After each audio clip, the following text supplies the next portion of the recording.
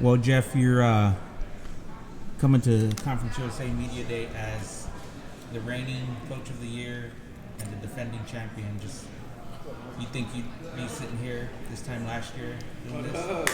No.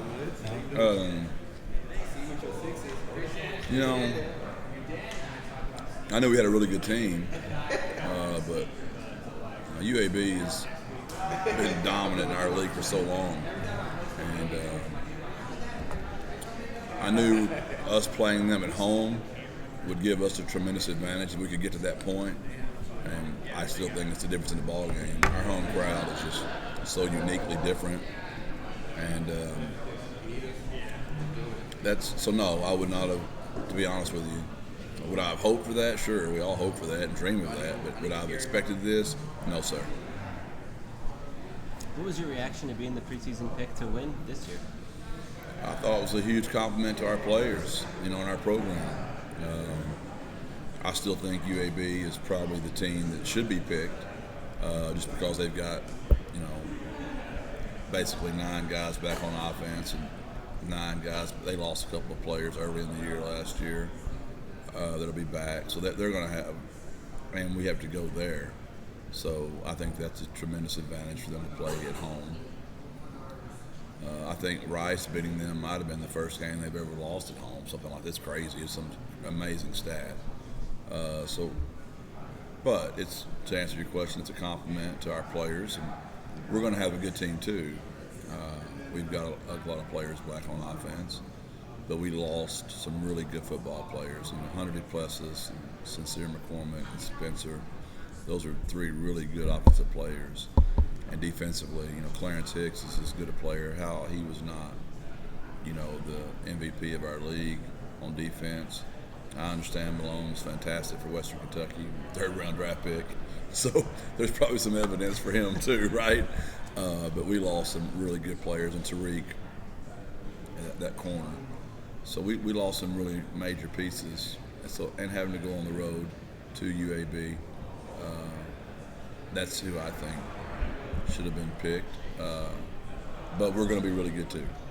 Is it a meaningful benchmark to be picked atop the league, to have that level of respect from your peers in the league? Oh yeah, I think so. I mean, I can give y'all some coach talk and tell you it doesn't matter, but you'd rather people. Let me ask you this: if we just went out there and, quizzed all y'all's media buddies, hey, how good do you think old Greg and JJ are going to do next year at their job? Oh, they're going to suck. We're going to pick them last. I mean, y'all could say, oh, it doesn't matter, but I'm not saying it means we're going to win it. But you'd sure rather be talked about up there that people think you're doing a decent job than you would think you're garbage. And is there any pressure with that? I don't see it. No? Because we put so much pressure on ourselves. We really, I know y'all get tired of hearing it, but we there's a brand we want to play to. There's a style we want to play to. And we know that if we play to that brand, if we really do play to our style of football, we're going to win more games than we're going to lose. And that's what matters most to us. We're not result driven. If we have to tell everybody, hey, the objective is to win the game, we're in trouble. You got to stay true to the brand. And that is enough pressure in itself, because we have a very high standard of what we expect to look like and play like and behave like. It wasn't that long ago, I think 2 years of your first year here, that you guys were kind of predicted to finish on the bottom of all the teams that were playing during the COVID year. And now you're at the top of the conference. How do you manage that, I guess? We've talked about that quite a bit. Yeah. We were picked dead last, to be honest. Some polls next to last. Yeah. We had 0 kids on the preseason all-conference team, and now we're flooded with all that kind of stuff. Y'all get tired of hearing all my corny quotes, but when you win, there's enough for everybody. And when you lose, there's never enough for anyone. And it's always the egg and the chicken. Like which came first? Like, were those players here, and that's why we won, or those players get developed? And the answer is yes to all that. It's all that. It takes players, and it was a great combination. It's a great job. I still stand by all those same words I said on December 9th, 2019, back when the goofy white culture coach came walking in and everybody's like, what have we got hired here? I still feel strongly in my soul the city of San Antonio is different.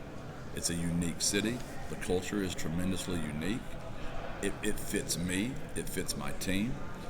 It fits my family.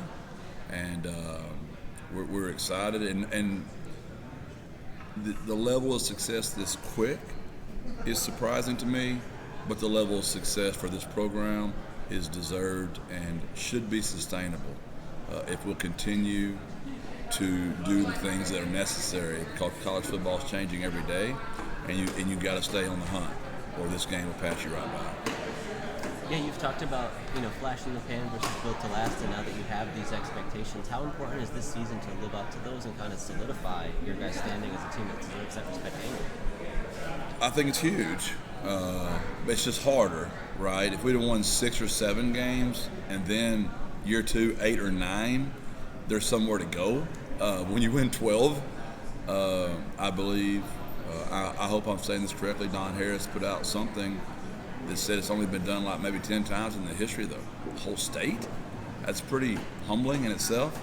So, and let's be honest, history is usually recorded by you guys, right? Y'all are the ones writing the book, so it's going to be how y'all judge us. I mean, if we go 9-3 or 8-4, does that mean we went backwards? Because we went 12-2 last year, when we all know how tough the schedule is. And I try to keep it real with y'all at all times. That's a monster schedule, and that's unfair to our players to be judged at that standard. But at the same time, we're the ones that raised the bar. We're the ones that went out there and got 12 wins. And if probably we were all sitting around last year, we wouldn't have really all said we were going to beat Illinois and Memphis on the road. And this year we're all sitting around going, they're not going to beat Houston and Army and Texas. And who knows? I think both things are dangerous. If we surprise people and win some of those games, how do we handle that? Because you know how crazy this thing got last year. Or if we lose them, how's our fan base? How's our media? How are our kids? How's our head coach going to handle that? I think both things are dangerous. Does transitioning to a new league next year make a difference at all, wanting to head into there with some cachet and kind of on a high foot? I would say that's true, because for recruiting, that's the biggest deal, is you want to just stay relevant with recruits. And we have recruited well. But the thing with winning and losing, injuries, one bad break, one bad fumble, one bad call from an official, the games are all that close. And sometimes when you look back at a record, you go, hey, man, we won 12 games. When you study each win, you're like, whew, that could have been. I've teased y'all our first year. I said we could have been 12-0 that year, too. We also could have been 2-10 because there were that many games that were just that close. Guess what? It's going to be that way again this year. If we stay healthy, we're going to be in all the games. They're going to be really close games. And y'all are going to have get y'all's little segment y'all do at the end and have a lot of fun talking about some really close games again.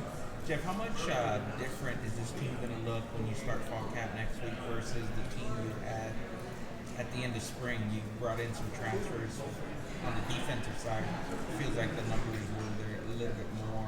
Just how much of an impact are some of those transfers going to have? We're hoping huge. Yeah. I mean, we really worked hard at that. I can start naming them all off. Yeah, Nick Fortune, because he's played so much at corner. Tony's played a lot at corner. Zay Frazier is one of the number 1 JUCO corners in the country. Yeah. Defensive line, getting Joe Evans in here. I mean, he's been playing for 3 years at LSU. Played as a freshman on the national championship team. Trey Smith, from Arkansas at running back. Those are very big pickups for us. Martavius French, a linebacker that I actually recruited when I was at Arkansas. And we already had a good team to begin with. Right.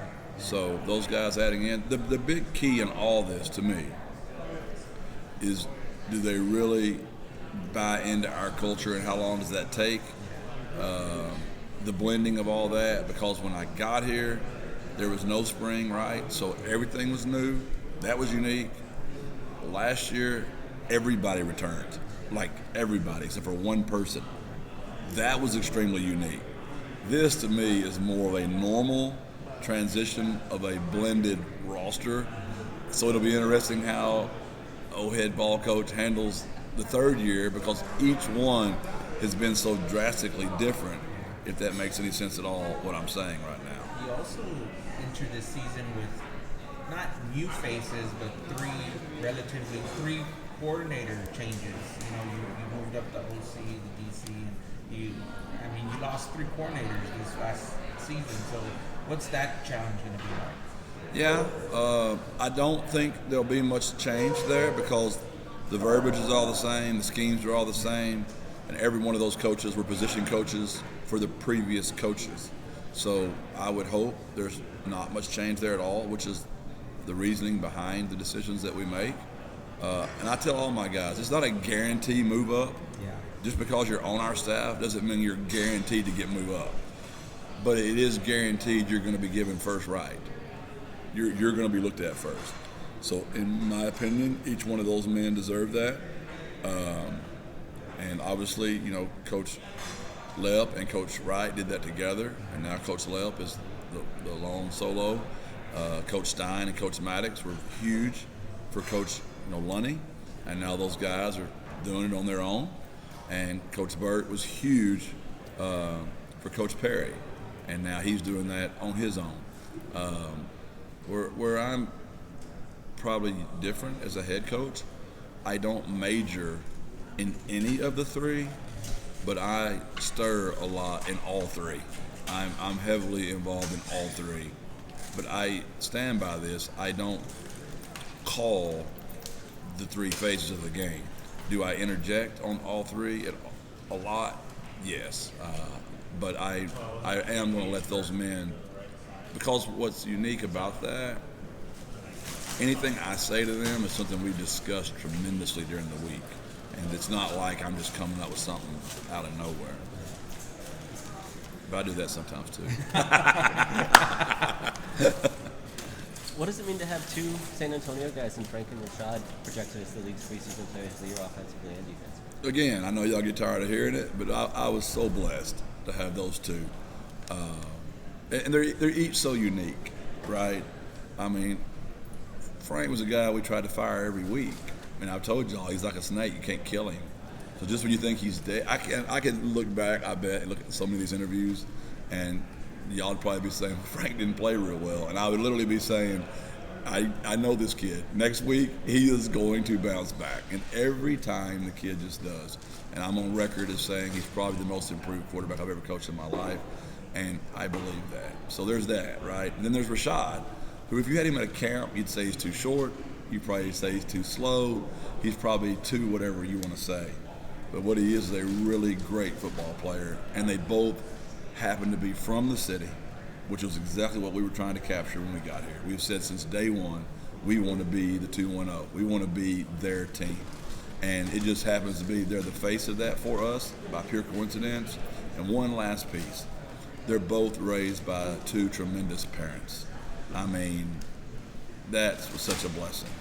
I have been literally just a part of their development. Their biggest development was at home with the Wisdoms and the Harrises. And what a blessing. And that will go down when we look back one day and we go, holy mackerel, UTSA is a real program that really was built to last. We're going to say the leadership of Frank Harris and Rashad Wisdom was huge in that growth spurt. And you've talked about the vision for the program being in part that these local guys are staying here and having this level of success. How valuable is it for future generations of recruiting or anything else to be able to show that these 2 are now in this position as the top guys in the conference? Yeah, we hope that we can at some point lock all those guys down. NIL's going to have a lot to do with that. Some of our kids that we're losing right now, they're going to get significant, large amounts of money. That bothers me as far as large amounts to unproven kids, but I hope we can get our NIL situation to a point where our kids that are making the plays for us, that are doing the work, get hooked up with some businesses or some boosters that really want to use their name, their image, and their likeness, do some community service, do some real stuff. That's going to be huge for us to make the next step if we're going to keep our kids at home and not lose them to Georgia and Alabama and those type of schools.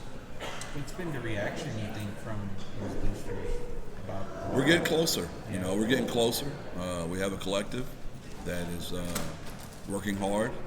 We have a nonprofit that's set up now that is going to be really instrumental, I feel like. We've got a lot of boosters just one-on-one doing a lot of things with our kids, and I just think it'll continue to grow.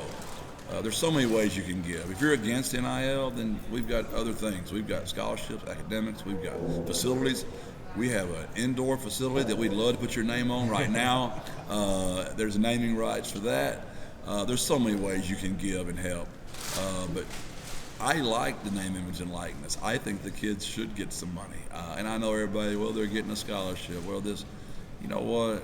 You were a kid at some point, too. I mean, wouldn't it be nice to get your school paid for and get a cell phone and get you a nice little car to drive around? If you're producing on a football field, behaving the right way, and some booster wants to help some of those kids. So many of these kids are sending money back home. They're first-generation college students. They've got a lot of brothers, cousins, nephews, aunts that they're helping out back home, and that check doesn't go as far as people think it does. Is there anything different or any kind of interesting dynamic to being the last year playing in this league, how that impacts the season at all? That'll be interesting to see. I hope they treat us good on the way out. I hope there's nobody around privately going, hey, they're leaving us, who cares?